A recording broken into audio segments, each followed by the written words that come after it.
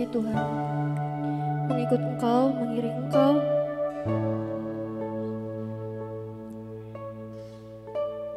Karena hanya mengikut Engkau Tuhan, kami bisa makan apapun Tuhan, kami bisa dapatkan apapun Tuhan. Karena anugerah-Mu Tuhan yang melingkupi hidup setiap kami Tuhan. Dan karena kasih dan setia-Mu Tuhan yang terus menyertai hidup setiap kami Tuhan. Biar Kau yang bajak tanah hati setiap kami Tuhan, biar hati kami Tuhan siap untuk menerima setiap benih firman-Mu Tuhan. Dalam Tuhan Yesus selalu ya, amin. Oke. Shalom guys, boleh balik ke tempat duduknya masing-masing.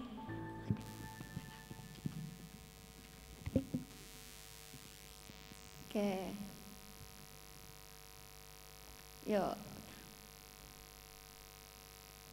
Tadi temanya udah di-spill ya. Boleh tampilin dulu nggak temanya? Oke. Temanya tadi decision atau keputusan. Coba saya mau nanya deh di sini. Di sini ada yang main game nggak sih? Game apa ya? Game apapun lah, game. Hampir semua pasti pernah main game lah ya. Kadang saya pernah mikir kayak apa ya? Pernah gak sih kalian mikir kalau kalian hidup itu seperti dalam dunia game? Pernah gak? Agak random sih, cuman kayak kepikiran aja gitu tadi. Kayak misalnya game RPG ya, yang misalnya kalian bisa milih karakter, mau jadi assassin lah atau mau jadi apa ya? Apa sih namanya? Mage, terusnya dan lain-lain gitu. Terus kalian nih dari role itu nanti bisa kalau assassin kan punya kekuatannya apa gitu kan, role mage kekuatannya apa gitu. Nah dari situ tuh saya dalam game itu kan biasanya kayak apa ya, kalian misalnya misalnya aja di Heyday kan kalian bisa nih mau nanam tanamannya apa namanya, mau gandum, mau apa namanya,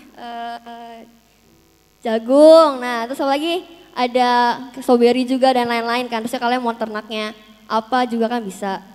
Nah hidup tuh kayak gitu juga, kayak dalam dunia game kita punya banyak yang namanya pilihan gitu. Dan kita ada sekarang saat ini ada di LG lagi duduk dengerin firman juga, itu ada karena kalian habis memilih dan memutuskan sesuatu. Kayak kalian bisa aja sih sebenarnya nggak datang kan, malas-malas, atau datangnya tadi terlambat atau datangnya cepet, itu kan tergantung juga. Terus kalian mau duduknya di belakang atau duduknya di depan kan juga itu sebuah pilihan yang kalian putuskan sendiri gitu kan. Kadang kan disuruh maju pun ya tetap aja di situ lagi kan gitu. Itu sama. Terus masa depan kita pun diputuskan dari apa yang sudah kita putuskan sekarang. Misalnya kalian mau duduknya kakinya nyila ke kanan, kaki nyila ke kiri gitu kan. Nanti mempengaruhi, misalnya kayak udah capek nanti pindah lagi kan, ganti gitu. Atau kalian mau main sambil main game atau mau sambil main HP gitu kan, juga pilihan gitu. Ya nanti akan menentukan kalian nyimak nggak atau kalian malah lebih fokus ke gamenya gitu. Hidup tuh seperti itu teman-teman. Cuman saya mau nanya deh di sini, apa keputusan yang pernah kalian buat yang kalian gak akan pernah nyeselin dan menurut kalian itu keputusan yang apa ya, berdampak banget sama hidup kalian dan apa ya, suatu hal yang bikin kalian bahagia deh sampai sekarang? Coba dipikir-pikir, nanti saya tembak nih 2 orang. Udah? Oke, coba Mutiara, keputusan apa Mut? Boleh. Keputusan apa yang berdampak dan bikin lu seneng gitu?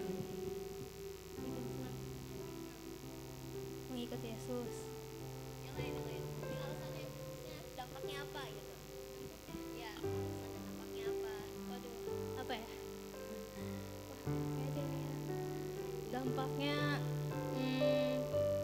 ya dipelihara hidupnya sampai hari ini gitu. Oke, coba yang tadi sini coba, Ken, jawab sini Ken. Nggak jawab sini Cetan, jawab dari situ nggak apa-apa deh. Apa coba keputusan yang udah pernah lu pilih? Apa Ken? Ayo Ken, dijawab Ken. Duras Ken. Keputusan yang pernah kamu pilih dan gak pernah nyesel. Apa? Oh, alasannya apa? Dampaknya apa Ken? Oh, dibantu. Oke. Jawabannya ini ya. Oke. Nah, benar sih. Kayak tadi ya. Menurut saya,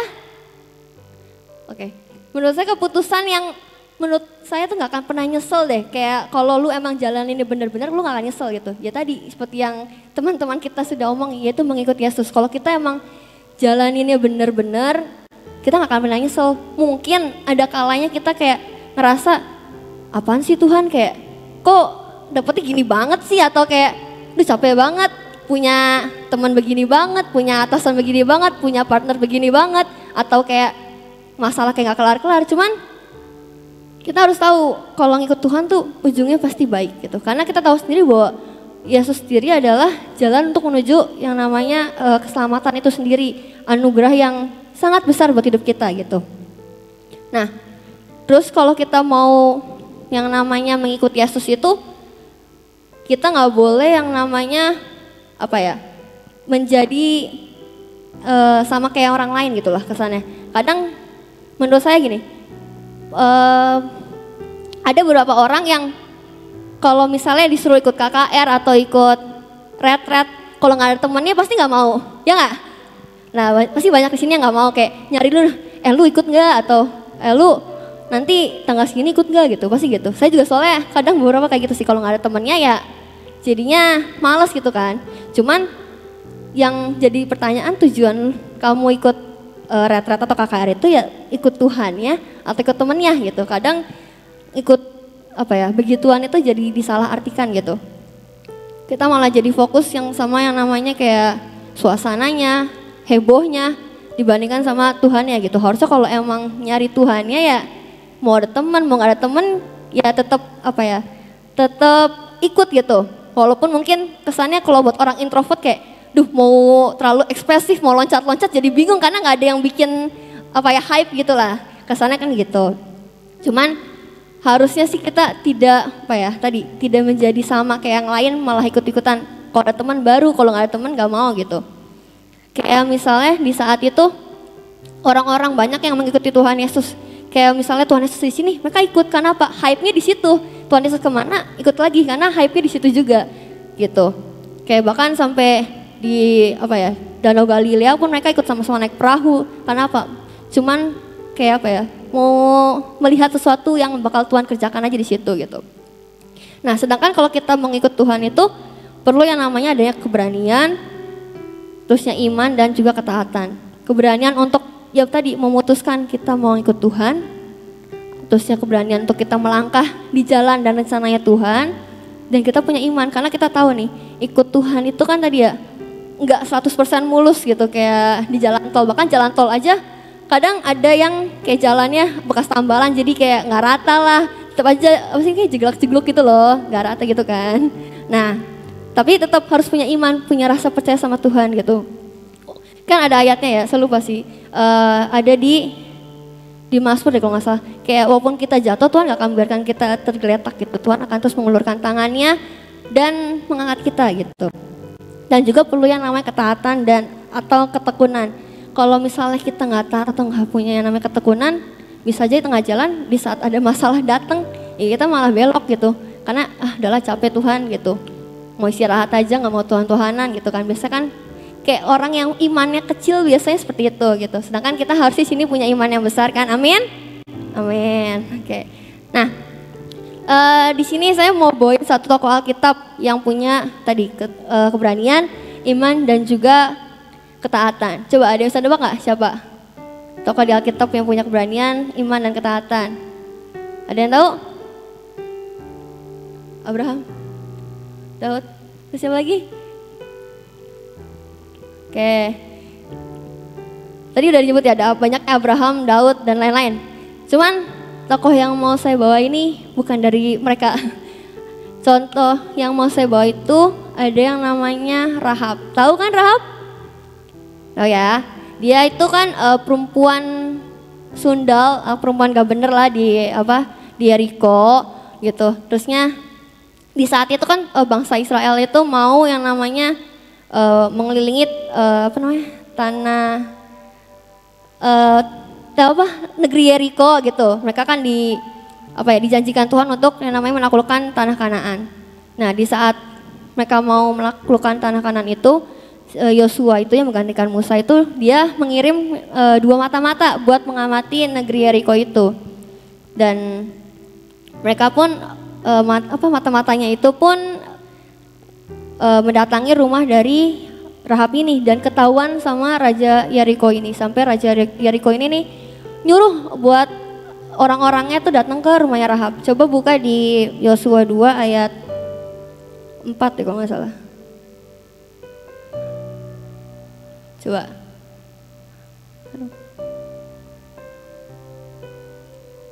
Oke. Dari ayat 2 deh, ayat 2. Oke. Kemudian diberitahukanlah kepada Raja Yeriko demikian. Tadi malam ada orang datang kemari dari orang Israel untuk menyelidiki negeri ini.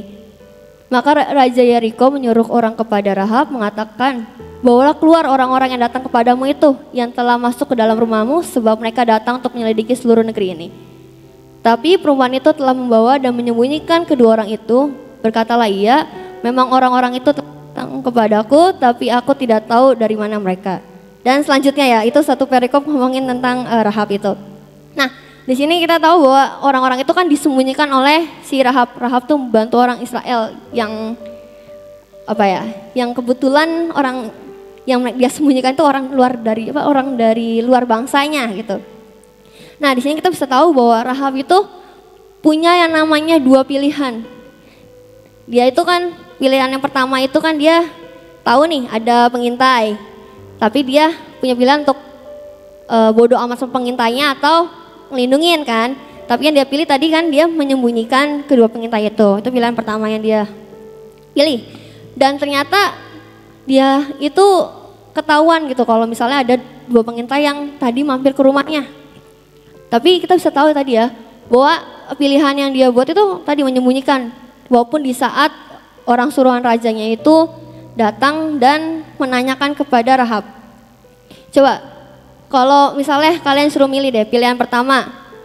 Kalian mau ngungkapin 2 pengintai itu di saat orang suruhan rajanya datang atau mau tetap menyembunyiin dengan dengan kekurangan dan kelebihan masing-masing. Yang pertama itu kan tadi kalau misalnya ngomong bisa aja kalian dapat kenikmatan, dapat harta dari raja kan, dipuji gitu karena bisa bantu nangkep penyusup gitu. Cuman ya hidup dia seperti itu aja. Sebagai wanita sundal yang mungkin menjalani hidup yang bisa aja dia bosen atau dia merasa tersiksa atau mungkin dia senang-senang aja kan nggak ada yang tahu kan. Atau dia tadi menyembunyikan. Dengan minus dan plusnya itu kalau misalnya dia ketahuan ya bisa aja dia dibunuh di tempat karena dianggap pengkhianat kan. Tapi plusnya dia itu di ayat ke-6-nya boleh. Di ayat ke-6-nya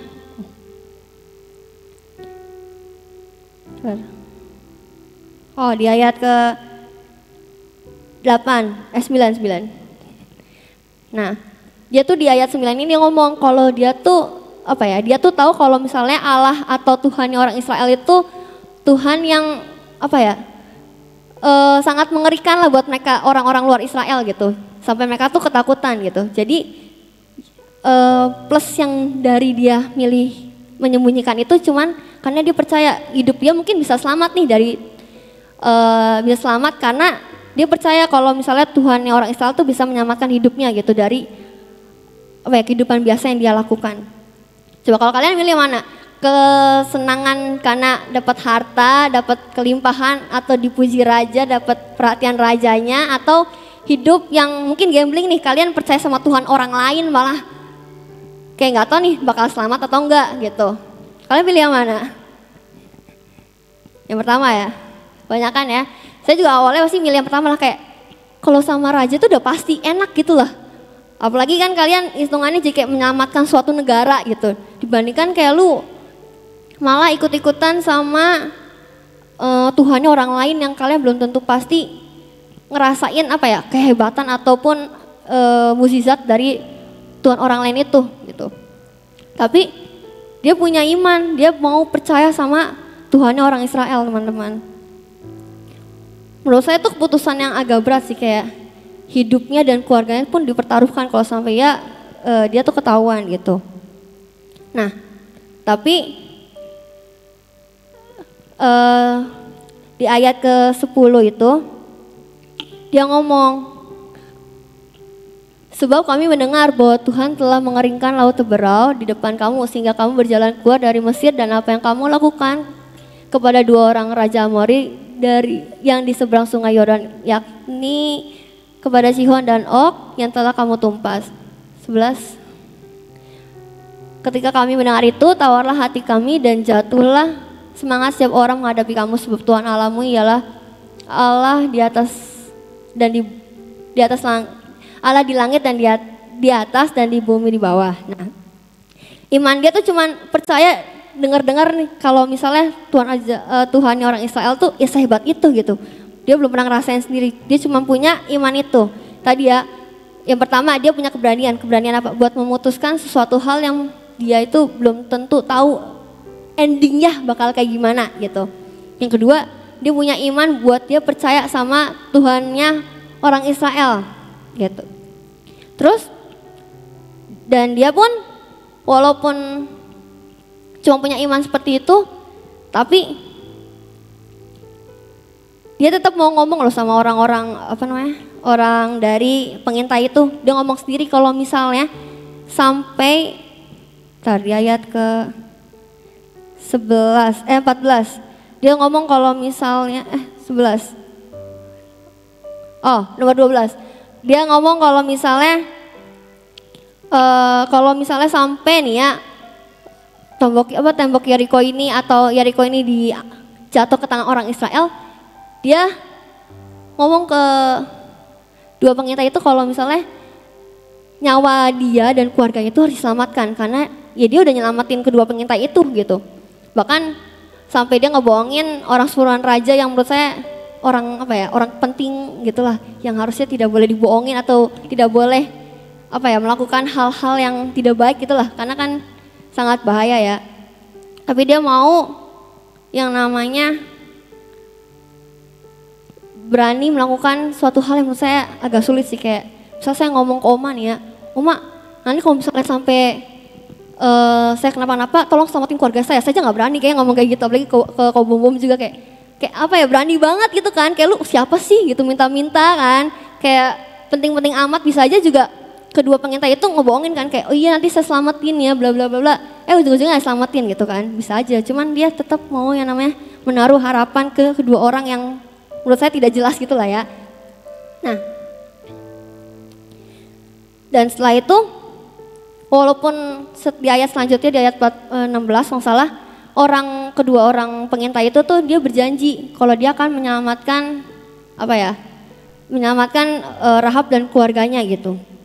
Dan mereka pun disuruh pergi tadi ke pegunungan, dan mereka pun nyampe ke bangsanya lagi, ke orang Israel lagi gitu. Dan mereka pun bangsa Israel kan muterin kan selama 7 hari kan gitu. Nah, walaupun kesannya kita dikasih jaminan hidup enak gitulah, kayak dapat suatu hal yang kita bisa tahu nih, oh nantinya saya bakal dapat, misalnya nih ya, saya bakal ngasih ke Cimelin nih, Cimelin kan tahu nih saya bakal ngasih sesuatu nih, cuman kan belum tentu pasti dong, saya bisa aja kayak ngebohongin atau gimana kan, sama aja kayak Rahab, walaupun dia kayak belum tahu nih hidup dia bakal kayak gimana nantinya ke depannya gitu, tapi dia tetap mau menaruh kepercayaan. Dan dia pun disuruh sama kedua pengintai itu kan untuk yang namanya menaruh ngiket tali kimirzi kan di tembok rumahnya, di jendela kalau nggak salah. Nah, dan dia pun tetap melakukan. Nah, kadang kita sebagai anak-anak Tuhan, kalau misalnya kita udah kesannya nih, kadang kan kita tahu nih Tuhan bakal mengampuni setiap dosa kita ya, kita tetap aja kayak melakukan kesalahan, melakukan dosa, karena kita tahu Tuhan bakal mengampuni. Bahkan kayak ada yang ngomong gini, udahlah nikmatin hidup lu aja gitu, kalau kayak lu sekarang nih, bahkan kayak aku nggak sadar teman saya ngomong kayak mumpung lu belum baptis, udah nakal-nakal dulu aja, kalau baptis baru ke Tuhan, kan kayak agak gimana gitu, kayak bener sih baptis kan lu lahir baru ya gimana, tapi bukan berarti lu malah ngambil kesempatan buat lu nakal-nakal di saat lu belum baptis gitu kan. Kadang kita malah jadi salah mengartikan seperti itu. Tapi kan ternyata ada bagian yang kita tetap harus lakukan gitu. Kayak tadi Rahab, dia tetap harus yang namanya mengikat tali kimirzi itu. Kalau misalnya dia nggak ngikat pun belum tentu kejadiannya seperti yang kita tahu sekarang gitu. Dia tetap melakukan yang namanya menjadi tugasnya gitu. Kita pun nggak boleh kayak kita udah terima keselamatan, terima yang namanya anugerah, terima yang namanya pengampunan, kebaikan, bukan berarti kita malah boleh seenaknya sama Tuhan. Kita tahu nih Tuhan bakal ngasih sesuatu atau ngasih semua yang kita mau. Kita malah jadi minta-minta terus. Sedangkan kita nggak ngapa-ngapain, nggak melayani Tuhan, bahkan hidupnya aja mungkin di luar Tuhan gitu. Itu kan kayak agak kurang ajar gitu ya. Jadi kita tetap harus yang namanya melakukan bagian kita gitu. Nah, setelah itu kan kita tahu bahwa di Yosua 6 ayat 17 kalau nggak salah. Setelah 7 hari itu, setelah penantian 7 hari nih, Rahab tuh baru tuh. Dan kota itu dan segala isinya akan dikhususkan bagi Tuhan untuk dimusnahkan. Hanya Rahab perempuan sundal itu akan tetap hidup, ia dengan semua orang yang bersama-sama dengan dia dalam rumah itu gitu. Nah, kita tahu ya, kalau menurut kalian 7 hari itu lama atau cepet sih? Kayak nunggu nih 7 hari seminggu nih, lama gitu ya. Oke. Menurut saya juga gantung sih, kalau misalnya lagi ujian ya kayak lama banget kan, kayak gak kelar-kelar. Sedangkan kalau lagi hari biasa aja, kayak misalnya mau ada event sesuatu nih di Gracia gitu, kayak aduh cepet banget ya, udah besok udah mau nari aja nih, besok udah mau pelayanan IO aja nih, kayak tiba-tiba cepet gitu kan, tergantung kan. Nah, menurut saya kalau kita hidupnya lagi pertaruhan hidup dan mati, hidupnya lagi tidak jelas gitu ya, keselamatan kalian gimana, menurut saya 7 hari itu waktu yang lama sih. Kayak dia menunggu ketidakjelasan itu dengan yang namanya kesabaran gitu. Tapi dia tetap mau yang namanya menunggu tadi, menunggu waktu yang tepat. Dan kita tahu tadi setelah dia menunggu, dia tadi punya keberanian, punya iman, punya ketaatan, punya kesabaran, tadi dia dan keluarganya pun diselamatkan. Khusus dia, dan bahkan dia pun jadi orang yang bergaul sama bangsa Israel. Dan bahkan kalau di Matius 1 ayat 5, dia itu menjadi ibunya Boas, yang nantinya Boas itu akan melahirkan bapaknya dari Daud gitu. Dia menjadi bisa bilang bukan orang Israel. Biasanya kan kalau yang wanita yang kehebatannya tulis tuh kayak Deborah, kayak Esther gitu kan, karena orang Israel dan kayak wow banget. Sedangkan Rahab tuh kayak cuma nyelamatin 2 pengintai, kayak tidak sesuai dengan standar kehebatan yang ditulis Alkitab gitulah kesannya. Cuman ternyata Tuhan tuh semua perhitungkan gitu.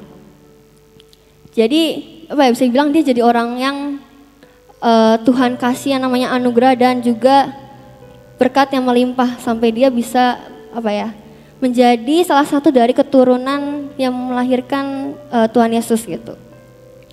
Nah,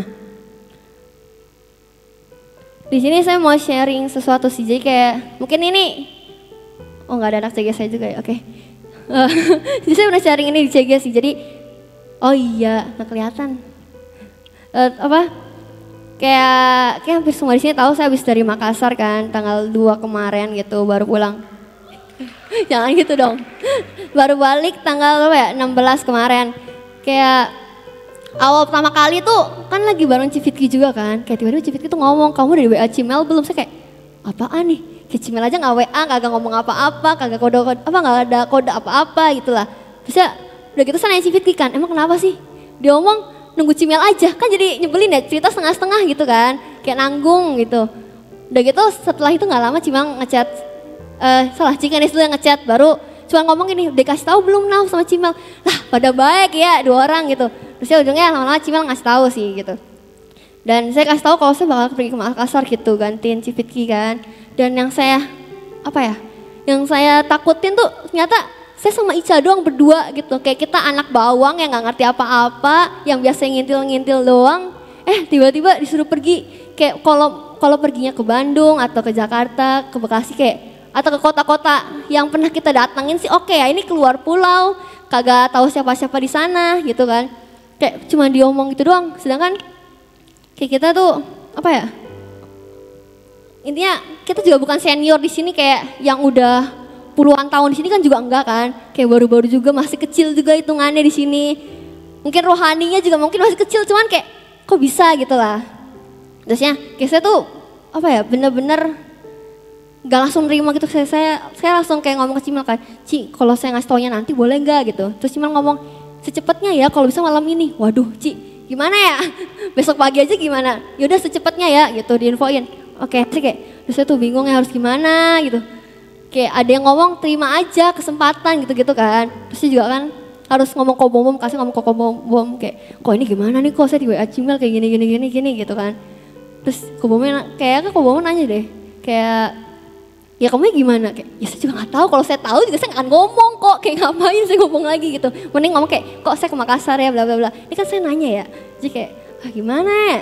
Saya kayak Ko Bom nyuruh doa, saya kayak doa juga kayak aduh kayak gak ada jawaban apa-apa sungguh. Kayak bingung jadi kayak udah pagi kan mau gak mau saya harus jawab Cimel. Jadi kayak kata Cim, terus saya kayak ya udahlah Ci saya bisa gitu. Karena kan katanya 2 minggu nih. Kalau misalnya pergi 2 hari 3 hari oke lah, ini kayak 2 minggu mau ngapain di sana juga nggak tahu kan. Jadi kayak udahnya tak terima. Sedangkan di saat terima itu tuh nggak ada kejelasan nanti berangkatnya naik apa. Yang pasti kan naik pesawat ya ke sana. Saya dari Cirebon ke bandaranya naik apa, di sananya nginepnya sama siapa, di sana koordinatornya siapa tuh nggak ada. Bahkan kalau nggak salah H-2 atau H-3 tuh baru kasih tahu rundown di sana tuh ngapain. Jadi kayak selama penantian itu tuh saya selalu nanya ke Ica kayak, Ca nanti di sana ngapain? Ica ngomong gak tahu ngalir aja. Biasa juga kita langsung jalan di situ di tempat kayak, ya lu mah bisa, gue nggak bisa kayak gimana ya. Sedangkan sekarang orangnya kayak harus tertata nih, harus gini-gini udah tahu gitu kan. Ini tiba-tiba harus menjalan sesuai dengan apa yang Tuhan suruh banget gitu. Jadi kayak, aduh tidak bisa, tidak sesuai dengan apa ya standar kehidupan saya yang harus terstruktur gitu kan. Harus tahu nih harus ngapain gitu. Bahkan kayak kalau Ica tuh tipe yang mungkin enjoy banget nih. Kayak dia tuh, duh kapan ya 2 hari lagi nih Naf gitu, 3 hari lagi Naf kayak, duh gak usah diomongin terus lah gitu kan. Kayak sebel kayak saya tuh udah takut gimana kan. Karena ini pertama kali juga saya pergi keluar pulau. Pertama kali naik pesawat berdua sama Ica. Udah gitu saya nanya ke Ica kan, Ca lu pernah naik pesawat? Pernah, tahu gak? Duh lupa-lupa inget kan jadi kayak orang buta nonton orang buta guys. Jadi kayak gimana ya di sana. Dan singkat cerita kan kita dari Cirebon kan ke Bekasi dulu. Harusnya dari Bekasi tuh nyampe jam berapa ya? 9 atau jam 10 gitu lah. Terus saya nginep dulu di Mahanaim. Terus baru jam 5-annya itu tuh pergi ke bandara. Dan kita pun ke bandaranya tuh naik Damri. Sedangkan saya sama Ica gak pernah naik Damri. Cuman berandalkan suruhan dari Cikenis. Nanti naik Damri ya di sini. Nanti pokoknya pilih yang ke bandara aja. Jadi kayak kita tuh bener-bener gak tahu kan harus gimana. Terus ya kayak kita ngomong kan, Ci Damri tuh jam berapa aja? Ada kok dari jam 5 kayak, ya sampai jam berapa Ci? Nanti kalau misalnya telat ada Damri lagi atau enggak? Kan kita gak tahu juga kan. Kayak cuman apa ya, informasi kita cuma ada di Mbah Google. Jadi kayak Damri muncul dari jam berapa, harga Damri berapa. Sungguh karena gak tahu apa-apa. Kayak bener-bener semua tuh bisa bilang hampir first time gitu lah. Sampai apa ya, kita tuh di tengah jalan aja nih, udah naik Damri kan mau ke bandara. Cak, ini bener gak ke stasiun, ke bandara tuh? Gak tahu, harusnya sih bener ya. Kayak di tengah jalan aja kita masih mempertanyakan ini Damri atau bus yang kita naikin tuh bener atau enggak tujuannya. Karena bener-bener gak tahu gitu. Terusnya kan udahnya nyampe di pesawat pun kita kayak ngantri kan.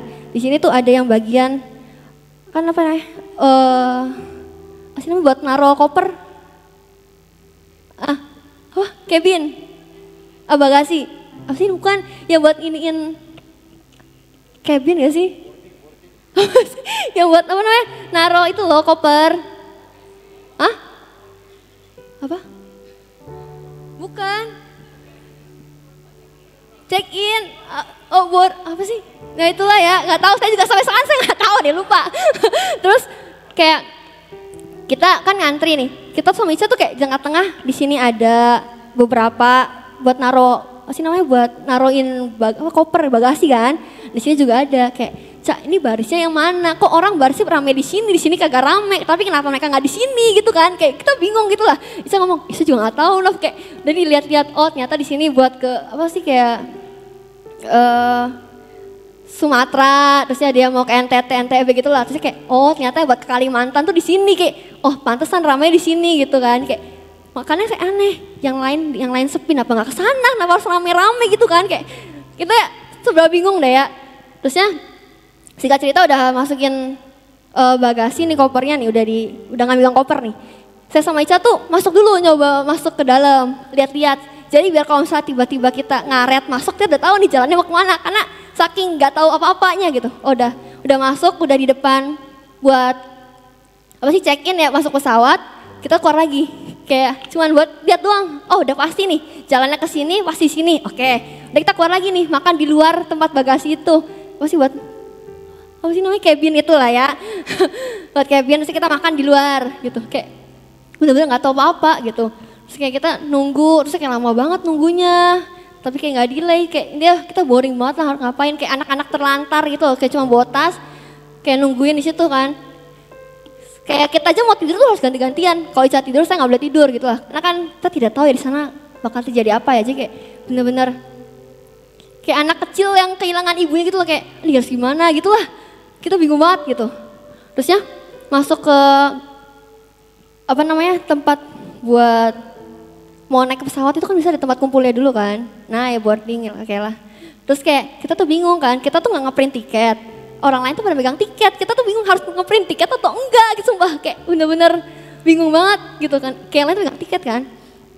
Saya tuh ngomong ke Ica, Ca, ini perlu di print atau enggak? Terus saya juga nggak tahu, nanya orang tah. Kayak kita berdua tuh udah lihat-lihatan mau nanya orang, kagak ada yang nanya. Ujung-ujungnya kayak kita ngeliat ada orang yang pakai HP, terus dia di scan barcode-nya. Oh ternyata bisa pakai HP, ya udah dia masuk deh. Kita kayak bener-bener mengandalkan Google dan orang lain gitu. Kayak kita sampai search juga sih, harus di print atau enggak gitu, kayak bener-bener gak tahu harus ngapa-ngapain sungguh berdua. Kayak dipikir-pikir kayak aneh juga gitu. Bahkan kayak Ica ngeliat nih ada orang kayak orang Chinese gitu kan, ngomong kayak bahasa Mandarin kan. Kayak Ica tuh ngomong, kita pura-pura pakai bahasa Mandarin aja kali ya biar orang ngira kita orang luar. Ya lu mukanya Indonesia banget, mau bohong gimana gitu. Kayak sumpah bener-bener semuanya di situ random banget. Kalau dipikir-pikir kayak lucu juga, pengalaman yang lucu gitu. Tapi kita di sana jalannya stres banget gitu, kayak bingung. Nggak mungkin kita sampai udah naik pesawat aja Ica ngomong, Naf ini bener ke Makassar karena kok kita sampai ke kota lain gimana? Iku juga nggak tahu, tinggal balik lagi aja gimana gitu. Nggak usah ke Makassar. Kayak bener-bener semuanya tuh semua apa ya, wow banget lah. Bingung kalau misalnya dijalanin lagi, kita mungkin gak akan sebodoh itu ya, bakal lebih pinter gitu, gak akan sampai apa ya, kayak orang linglung, kayak ada orang ya lagi ngapain kita lihat-liatin, karena kita mau meniru orang itu biar kita tidak salah gitu. Nah setelah semua kebingungan, semua kita hanya berandalkan diri sendiri dan Tuhan biar tidak salah jalur, harus benar-benar ke Makassar gitu. Kita di sana pun di bandara di sana ya, di Makassar itu, saya lupa namanya apa. Hah? Oh Hasanuddin, ya. Di Bandara Hasanuddin itu lebih parah lagi, kayak di sana tuh kan kalau di Soekarno-Hatta kan banyak kayak pelang buat apa sih namanya, jalannya gitu loh, ke sini mau misalnya kayak toilet sini. Di sana tuh nggak ada, kayak kita tuh keluar nih bingung. Bahkan kita hampir masuk ke transit, bener-bener kayak sumpah kayak orang lain kan pada ngantri kan, dan dari pesawat kita juga kayak, Cak ini kesini tah. Iya udah iya doang lagi. Terus kayak tak lihat atasnya, Cak itu buat transit. Oh iya tah, udah salah, kita keluar lagi tau gak. Bener-bener kayak udahlah. Sumpah. Terus udah gitu setelah semua drama yang terjadi, kita akhirnya ketemu sama kakak yang harusnya yang bakal jadi koordinator kita di sana lah. Setelah itu kita ngeliat di mobilnya tuh kan harusnya satu doang ya kakaknya. Tiba-tiba ada satu kakak lagi. Mana menurut saya awalnya serem kan, kayak siapa ini, kita berdua canggung banget kan. Dan ternyata habis dari bandara itu kan kita makan siang. Dan ternyata kakaknya asik banget di situ, kayak tidak sesuai ekspektasi, kayak mukanya mungkin kelihatan jutek dan serem, ternyata baik banget. Bahkan kayak kita di sana diayomin banget, kayak kita di sana makan nggak pernah yang namanya kenyang, pasti kekenyangan, itu satu. Terus kita nggak pernah berekspek tidur di hotel, ternyata tidurnya di hotelnya bagus lagi dan nyaman banget gitulah. Biasanya ini semoga kakak yang di Semarang ya nonton sih, kayak breakfast kan sih jam 7 sampai jam 8. Tapi karena jadwal kita dari jam 7 sampai jam 12 12 itu kosong, kita makan breakfast taruh jam 9 sampai jam 10 karena 8 sampai jam 9 karena kan jam 9 tutup kan. Jadi kayak bener-bener menikmati hari. Kita tuh dari pagi hingga siang itu nggak ngapa-ngapain, kayak bener-bener tiduran doang, main HP doang. Kayak bener-bener menikmati orang liburan aja di hotel gitu, nggak ngapa-ngapain. Makan siang tuh baru nanti makan keluar diantar cicinya gitu, makan makanan khas Makassar kayak atau makanan yang biasa gitu. Terus sorenya baru kita ada roomsing, malamnya baru ada latihan nari. Kayak apa ya, kegiatan kita selama 2 minggu itu ya gitu doang. Pagi sampai siang nggak ngapa-ngapain, nganggur. Terusnya siang sorenya baru roomsing, malamnya baru antara kayak ibadah anak mudanya atau enggak latihan nari gitu. Jadi kayak apa ya, tidak sesuai dengan ekspektasi saya. Saya pikir tuh kita di sana bakal kayak kerja terus gitu kan, dipekerjakan mereka gitu lah, kayak kemana gitu lah, ngikut-ngikut doang, disuruh bantu inilah, bantu itulah. Kita aja di sana apa ya, kita ngerasa kita nggak ngapa-ngapain ya. Kita kesannya kayak siang ke pagi, dari pagi ke siang tuh nggak ngapa-ngapain. Terusnya kayak roomsing ya nggak capek-capek amat, latihan nari ya kayak latihan nari biasa di sini gitu, kayak tidak capek sama sekali. Cuman kayak mereka di sana ngomong, aduh kalian capek banget ya, abis ini nggak usah ikut acara yang ini ya, kalian di saat aja di hotel. Kayak kita nggak ngapa-ngapain di hotel, kayak kok kalian merasa kita tuh capek banget di hotel, padahal kita nggak ngapa-ngapain gitu. Semua kayak apa ya, bingung sih. Terusnya kayak kita pun kan bawa snack sendiri kan dari rumah, dan sedikit lah buat 2 minggu cukup. Tapi kita bahkan dibawain kayak 1 paper bag sendiri yang gede itu snack 2 kali. Kayak di situ ada kulkas kita nggak pernah kosong. Terusnya kayak sampai kita pulang ke Cirebon itu bawa snack yang kita bawa sendiri dari rumah, bawa snack yang dikasih di sana. Jadi kayak dapat double gitu. Bahkan oleh-oleh pun dibayarin, kayak sumpah di sana tuh kayak berlimpah sekali kita, kayak sampai apa ya? Sampai udah nyampe bandara lagi tuh, bandara Hasanuddin. Kayak saya sama Ica ngomong, Cak, kita di sini ngantri kabin kayak hampir 1,5 jam kan.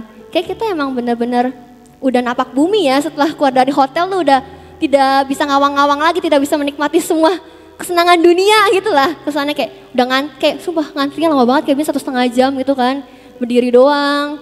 Kayak orang, bahkan ada orang yang nyerobot bikin 2 jalur, kayak kita tuh mau marah cuman inget Ca, abis pelayanan gitu kan, jadi kayak aduh gitu. Di situ dan setelah itu ya udahnya pulang kan. Apa ya, dari sini nih waktu Senin 2 minggu yang lalu, terus 2 minggu yang lalu loh. Kobomu tuh nanya kan, nelfon saya, Naf udah dapat belum? Terus saya kayak, aduh kok masih gimana ya, bingung, belum kepikiran apa-apa kan. Tema pun tadinya bukan ini awalnya yang saya omongin Kobom, cuman berubah gitu. Saya cuman diingetin waktu Senin sebelum latihan nari deh kalau nggak salah. Saya tuh diingetin tentang rahab, kayak tuh saya tuh bingung kan. Kobomu juga nanya, emang kamu dapat rahab tuh karena apa? Duh karena apa ya, nggak tahu kok, kayaknya karena ini deh, karena kan rahab ya emang gini-gini doang ceritanya kan. Kayak terusnya Kobomu ngomong, yaudah nanti Koko doa juga tentang rahab gimana, kamu juga doa gitu kan. Dan ternyata pas udah mepet-mepet, kemarin saya aja baru nyusun tuh hari Rabu karena bener-bener belum dapat apa-apa guys. Terusnya kayak lagi gak enak badan juga kan, jadi kayak ya udah bingung juga. Terusnya tiba-tiba diingetin rahab tuh, kayak ada dalam hati ngomong kayak rahab tuh mirip loh sama cerita lu gitu. Kayak rahab kan punya, dia tuh tadi kan memiliki keberanian buat memutuskan sesuatu yang mungkin dia nggak tahu ujungnya gimana. Nah saya juga memutuskan buat pergi ke Makassar tuh bener-bener pertimbangan panjang, bukan kayak orang kayak wah gas lah gitu kan, mumpung dapat kesempatan dipercayakan. Saya enggak kayak aduh dipercayakan sih berkecayakan, cuman berdua kayak biasanya kita ngintil-ngintil, ini harus memutuskan sendiri, bahkan harus bikin acara buat roomsing sendiri, pikirin buat latihan nari mau kayak gimana, kayak bener-bener kita berdua yang memutuskan gitu. Terusnya saya tahu saya sama Ica tuh orangnya agak bertolak belakang gitu lah, jadi kayak kita aja berusaha tidak debat, nyata tetap debat di sana. Jadi kayak untungnya sih baik-baik ya, walaupun kita udahnya pas debat sorenya, malamnya kita di-vlog kayak lu tuh ngeselin karena gini loh, lu juga ngeselin gini loh, kayak bener-bener dia ngomong lu tuh kelihatan banget Naf mukanya kalau lagi kesel gitu, kayak ya emang maaf ya Ca, kayak abis itu nyebelin banget gitu lah. Terus kayak benar-benar butuh pertimbangan panjang lah, karena saya juga di saat itu momen itu walaupun tidak ngapa-ngapain ya selama 2 minggu itu sebenarnya, cuman saya tuh sebenarnya ada suatu acara lah, tapi karena itu saya harus merelakan acara itulah gitu. Itu satu, punya namanya keberanian buat memilih sesuatu, memutuskan sesuatu yang mungkin saya juga kan awalnya nggak tahu ya Makassar ternyata bakal menikmati semua hal yang baik gitu. Saya pikir kan kayak biasanya kan orang keluar pulau kan kayak ya ke pelosok-pelosok dan lain-lain kan. Ini kayak bener-bener tidak ada yang namanya pelosok ya sih, kayak tidur di hotel, pergi pun naik motor atau nggak naik mobil, makan enak terus, kayak bener-bener luar ekspektasi. Terusnya yang kedua tadi berjalan dengan iman, kayak apa ya, awalnya mungkin saya juga takut-takut sih, kayak saya selalu ngomong ke Ica nanti gimana gitu lah. Ica sampai yang awalnya sukacita, senang-senang terus enjoy, sampai dia tuh ke bawah takutnya saya karena saya ngomong terus Andi gimana gitu. Sedangkan dia pun apa-apa kan dapat info dari atasannya kan, jadi kayak dia pun gak dapat info apa-apa. Jadi kalau saya nanya ke Ica ya percuma juga gitu loh.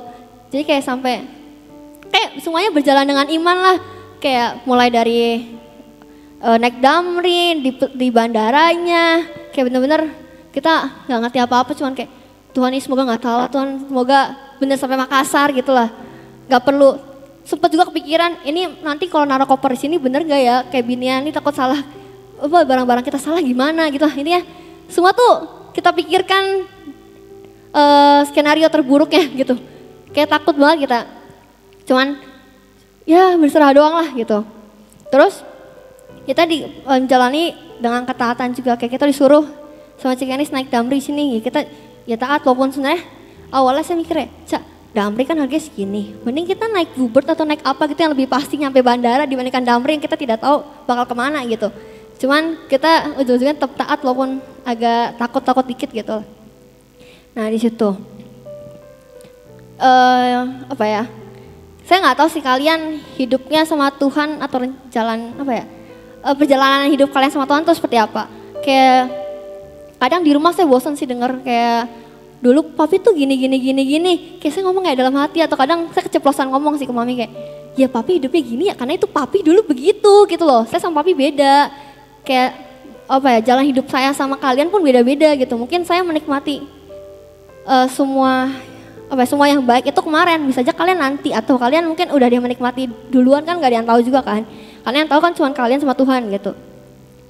Kayak kadang saya sebel aja kayak harus menyamakan jalan hidupnya si A dengan si B gitu, kayak kan beda-beda gitu walaupun tujuannya sama-sama apa ya, sesuai dengan destiny yang Tuhan tujukan. Cuma kan jalannya beda-beda gitu, kayak misalnya kalian mau kesini aja bisa lewat mana aja kan, gak perlu lewat jalan A terus gitu. Terus cuman kadang yang paling gak bisa kita terima itu adalah waktunya. Kayak kadang kita melihat orang lain udah sukses, kita kayak merasa kapan yang kita bisa kayak gini ya, kapan kita malah jadi apa ya, iri sama apa yang orang lain punya gitu. Sedangkan mungkin orang lain juga iri sama yang kita punya gitu.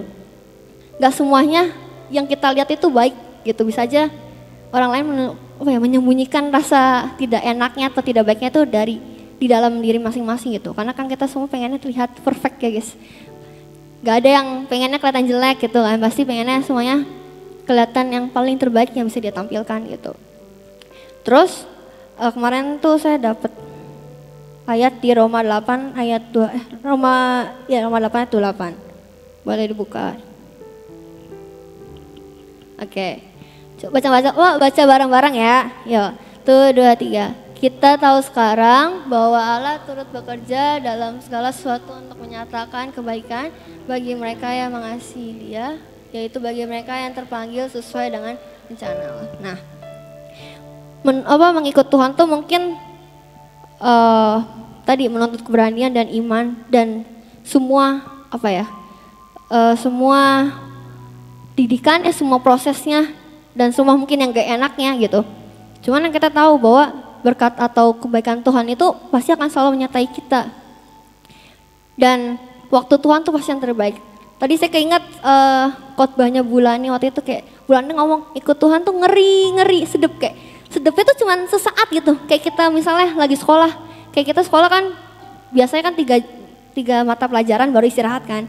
Kayak kita harus mengalami yang tidak enak itu, belajar itu tidak enak itu selama mungkin 2 jam atau bahkan hampir 3 jam atau 1,5 jam gitu lah. Dan istirahatnya cuma 15 menit. Kayak kita makan aja kadang belum kelar gitu kan. Atau kayak kita baru ngobrol, baru gibah setengahnya doang udah kelar nih, udah masuk lagi gitu. Cuman walaupun istirahat yang sebentar itu, kita kadang nanti-nanti kan, aduh kapan istirahatnya ya, kayak lama banget nih gak kelar-kelar jam pelajaran gitu kan. Nah itu sama aja sih kayak ikut Tuhan tuh, mungkin kayak gitu sih kita ya, setiap kita. Kayak ngalamin hal yang tidak enak terus, tapi kita kan tetap menantikan hal baik yang bisa kita terima gitu. Dan hal baik itu pasti ada, kayak kita sekolah gak melulu selama 7 jam atau 8 jam kita belajar terus, pasti ada istirahatnya. Itu tuh sama sebenarnya, cuman waktunya kan tergantung kayak misalnya ada yang perlunya nih waktu Tuhan cuma 2 jam, ada yang 3 jam, ada yang bahkan sampai seminggu, ada yang selama apa, tergantung prosesnya dan seberapa kita itu bisa upgrade di dalam proses itu gitu. Dah kok Pom Pom.